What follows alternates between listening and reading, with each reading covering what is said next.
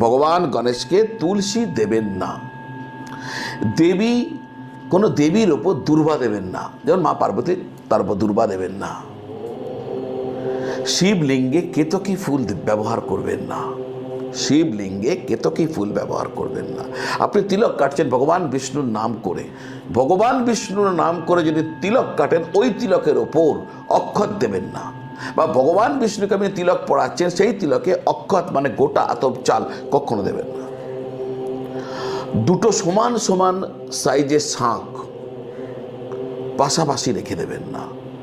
সমান সমান সাইজের শাঁখ ঠাকুর ঘরে পাশাপাশি রেখে দেবেন না।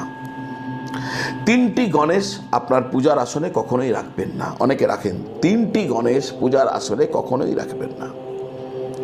তুলসী পাতা চিবিয়ে খাবেন না। দরজার সামনে জুতা বা চপ্পল উল্টে রাখবেন।